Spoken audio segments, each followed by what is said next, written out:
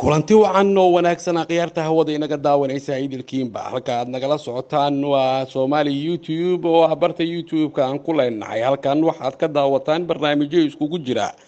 arrimaha siyaasadda dhaqanka fanka iyo arrimaha bulshada haddaba haddii markii ugu horeysay oo aan soo booqatay aad tahay fadlan furo gambaleelka si ay ku soo gaaraan macluumaadka aan soo gudbino haddaad saaxiib nala tahay ilaahay ha ku barakeeyo ilaahay subxaanahu wa tacaala waxaa jeceshahay ha ku siiyo awlaadda ilaahay ha kuu barakeeyo haddaad awlaad doon tahayna ilaahay awlaad barakaysan ha ku siiyo ilaahay waxaan idinka baryaynaa dhammaantiinba waa inta la garaysee inuu ilaahay barwaaqo adduunka idinku siiyo iyo maal badan fadlan muuqaalka la garay lana wadaag saaxiibadaada una duceey walaasheen ilmaas elman oo soo qor ilaahay jannadii firdawsa ha ka waraabiyo ilaahayna ilmaas ha u naxariisto dambigeeda na ilaahay ha dhaafo waxaan eegi doonaa hadduu allaha awoodda leh uu saamaxo qoraal qiiro leh uu soo qoray sayga ilmaas elman oo arbacadii lagu dilay xirada xanaanle ee muqdisho oo ah tan ugu weyn ee ciidamada shisheeye ay ku leeyihiin Soomaaliya ayna degan yihiin dowladaha taageera Soomaaliya waxaa qoraalkaasi uu ahaa mid aad u qiiro badan waxaana sidoo kale aan soo koobi doonaa wareysi kooban uu bixiyay Sakariye xirsi oo ahaa ninkii qabay Allah u naxariistee ilmaas elman haddaba wuxuu Sakariye uu ku bilaabay qoraal uu soo dhigay bartiisa Facebook-ga oo ahaa qoraal English sidan ayadoo qoraalkaasi Soomaali ahaan loo turjumay inna lillahi wa inna ilayhi raaji'uun maalintii arbacada ahayd waxaan waayay jaceelkayga nolosheeda saaxiibkii igu wanaagsanaa ee dunida waxaan waayay xaaskayga iyo cunuga aan wali aan dhalanin taas oo ula jeedo in ay uur lahayd ilmaas elman markii lagu dilayay arbacadii xirada xanaanle ee magaalada Muqdisho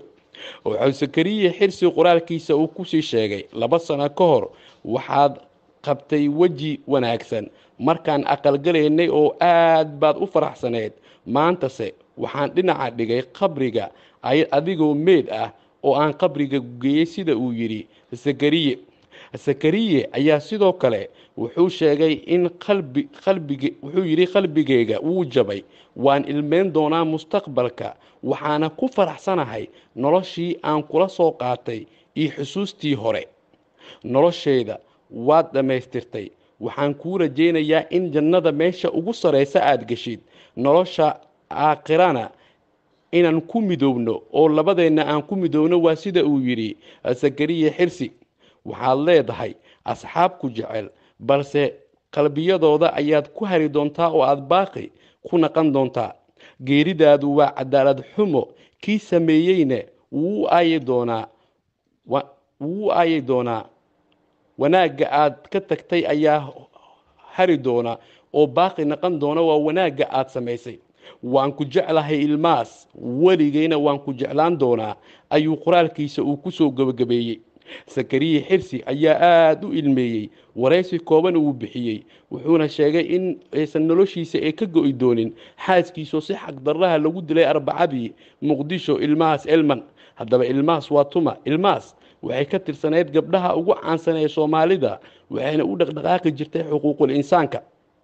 ilmaas sidoo kale waxay ahayd diblomaasi sare waxaa la sheegay maalin ka hor inay Muqdisho dib ay ugu soo naqatay geerideeda waxaana lagu dilay xirada xanaanle ee magaalada Muqdisho halkaas oo ah meel safe oo ay degan yihiin ciidamada AMISOM kuwooda ugu badan isla markaana ay ka furan yihiin inta badan safaaradaha beesha caalamka ay ku leedahay Soomaaliya dowladda Soomaaliya ayaa guddi u xil saartay warar isqalaabsan ayaa ka soo baxaya dilkeeda iyo waliba waxa keenay waxaana wararka qaar ay sheegayaan laba ujeedo midkood in loo dilay midda koobaad waxay baaraysay muddooyinkii dambe tacadiye kufsi iyo waliba caruur lagala baxay xubno muhiim oo jirkooda oo lagu eedeeyay ciidamada AMISOM iyo sidoo kale qandaraas la sheegay midowga Yurub inay siiyeen oo xagga sukuuladka ama amniga taas oo ay doonayeen oo ay ka disheen xubno ka tirsan golaha wasiirada ee ra'iisul wasaare Khayre ra'iisul wasaarahana wax uu ka ogaa hadse yeeshee lama cadeyn karo sababta dhabta waa mid Ilaahay uu og yahay laakiin taliska booliska Soomaaliya waxay sheegeen inay baari doonaan